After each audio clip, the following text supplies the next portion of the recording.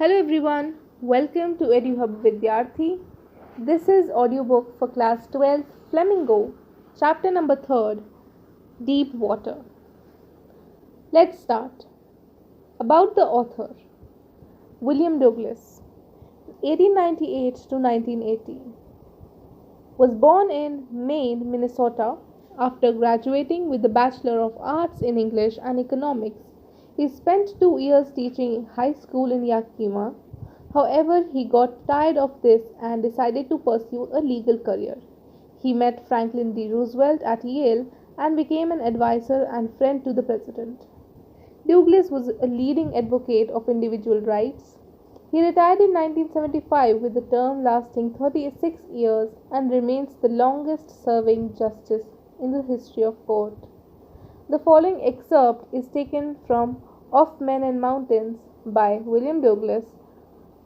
It reveals how, as a young boy, William Douglas nearly drowned in the swimming pool. In this essay, he talks about his fear of water and thereafter how he finally overcame it. Notice how the autobiographical part of the selection is used to support his discussion of fear. Notice these words and expressions in the text, infer the meaning from the context. Treacherous, subdued by my pride, flailed at the surface, fishing for landlocked salmon, misadventure, bobbed to the surface like a cork, curtain of life fell, back and forth across the pool. It had happened when I was 10 or 11 years old. I had decided to learn to swim. There was a pool at YMCA in Yakima that offered exactly the opportunity. The Yakima River was treacherous. Mother continually warned against it and kept fresh in my mind the details of each drowning in the river. But the YMCA pool was safe. It was only 2 or 3 feet deep at the shallow end, and while it was 9 feet deep at the other, the drop was gradual. I got a pair of water wings and went to the pool. I hated to walk naked into it and show my skinny legs, but I subdued my pride and did it. From the beginning, however, I had an aversion to the water when I was in it. This started when I was 3 or 4 years old and father took me to the beach in California. He and I stood together in the surf. I hung on to him, yet the waves knocked me down and swept over me. I was buried in water, my breath was gone, I was frightened. Father laughed, but there was terror in my heart at the overpowering force of the waves. My introduction to YMCA swimming pool revived unpleasant memories and stirred childish fears, but in a little while I gathered confidence. I paddled with my new water wings, watching the other boys and trying to learn by aping them. I did this 2 or 3 times on different days and was just beginning to feel at ease in the water when the misadventure happened. I went to the pool when no one else was there. The place was quiet. The water was still and tiled bottom was as white and clean as bathtub. I was timid about going in alone, so I sat on the side of the pool to wait for others. I had not been there long when in came a big bruiser of a boy, probably 18 years old. He had thick hair on his chest. He was a beautiful physical specimen with legs and arms that showed rippling muscles. He yelled, "Hi, Skinny, how'd you like to be ducked?" With that, he picked me up and tossed me into the deep end. I landed in a sitting position, swallowed water, and went at once to the bottom. I was frightened, but not yet frightened out of my wits. On the way down, I planned, when my feet hit the bottom, I would make a big jump, come to the surface, lie flat on it, and paddle to the edge of the pool. It seemed a long way down. Those 9 feet were more like 90, and before I touched bottom, my lungs were ready to burst. But when my feet hit bottom, I summoned all my strength and made what I thought was a great spring upwards. I imagined I would bob to the surface like a cork. Instead, I came up slowly. I opened my eyes and saw nothing but water. Water that had a dirty yellow tinge on it. I grew panicky. I reached up as if to grab a rope, and my hands clutched only at water. I was suffocating. I tried to yell, but no sound came out. Then my eyes and nose came out of water, but not my mouth. I flailed at the surface of water, swallowed and choked. I tried to bring my legs up, but they hung as dead weights, paralyzed and rigid. A great force was pulling me under. I screamed, but only the water heard me. I had started on the long journey back to the bottom of the pool. I struck at the water as I went down, expending my strength as one in a nightmare fights as irresistible force. I had lost all my breath. My lungs ached. My head throbbed. I was getting dizzy. But I remembered the strategy. I would spring from the bottom of the pool and come like a cork to the surface. I would lie flat on the water, strike out with my arms, and thrash with my legs. Then I would get to the edge of the pool and be safe. I went down, down, endlessly. I opened my eyes, nothing but water with a yellow glow, dark water that one could not see through. And then sheer stark terror seized me, terror that knows no understanding, terror that knows no control, terror that no one can understand who has not experienced it. I was shrieking underwater, I was paralyzed underwater, stiff, rigid, and fear.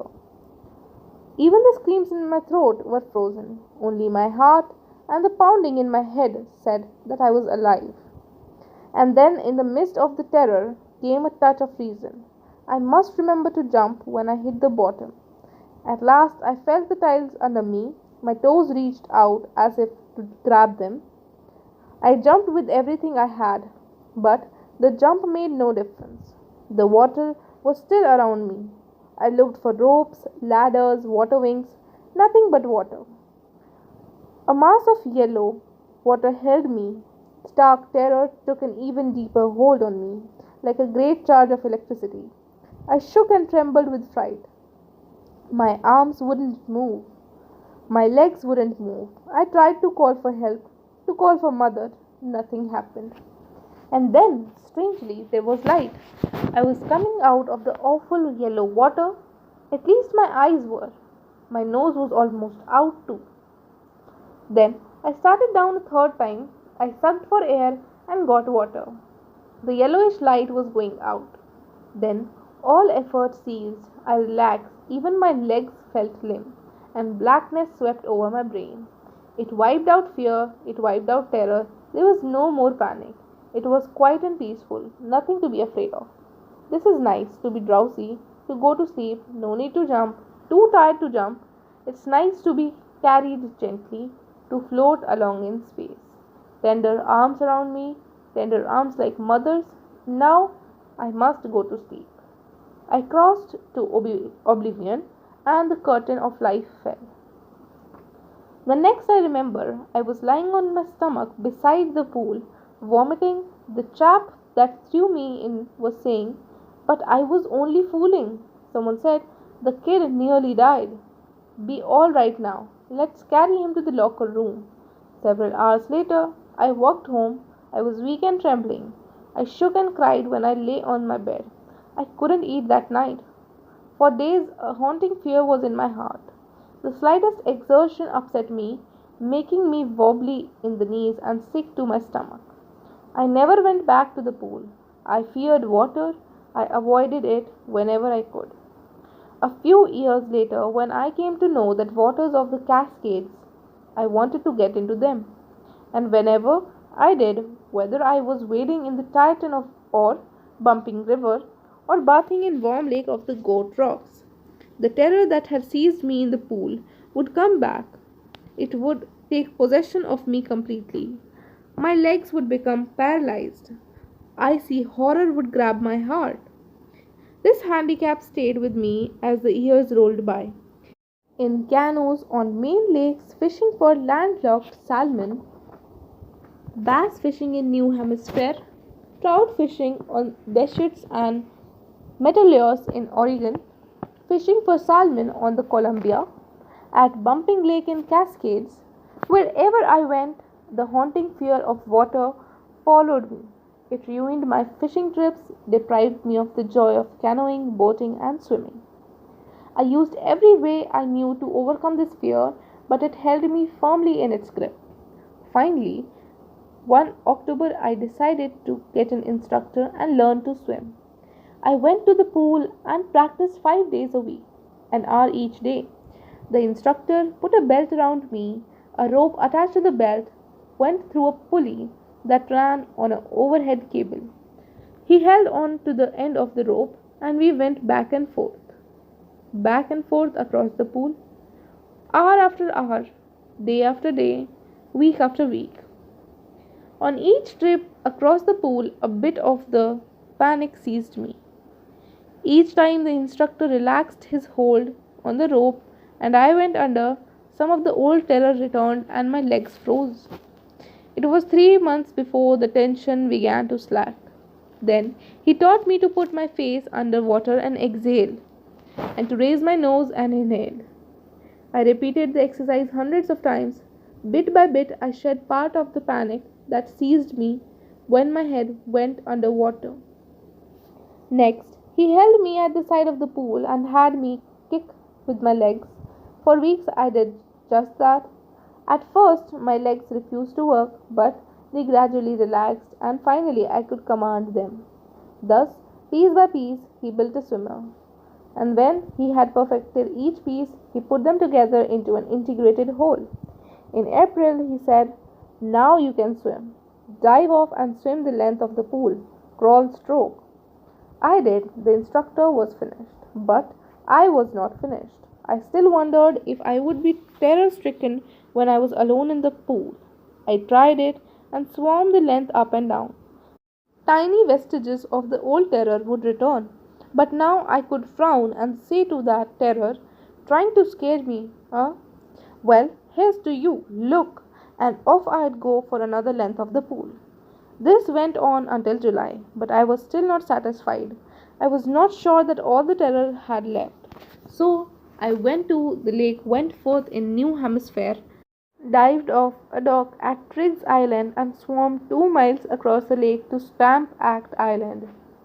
I swam the crawl, breaststroke, side stroke, and backstroke. Only once did the terror return. When I was in the middle of the lake, I put my face under and saw nothing but bottomless water.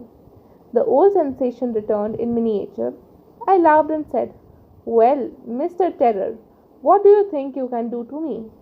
It fled and I swam on.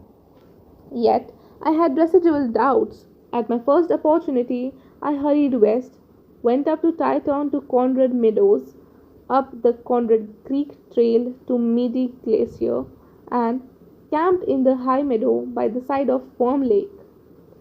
The next morning I stripped, dived into the lake, and swam across to the other shore and back, just as Duke Corporon used to. I shouted with joy, and Gilbert Peak returned the echo. I had conquered my fear of water. The experience had a deep meaning for me, as only those who have known stark terror and conquered it can appreciate. In death there is peace. There is terror only in the fear of death. As Roosevelt knew when he said, "All we have to fear is fear itself," because I had experienced both the sensation of dying and the terror that fear of it can produce. The will to live somehow grew in intensity. At last I felt released, free to walk the trails and climb the peaks and to brush aside fear. Thank you. This was the story Deep Water. I hope it helped you.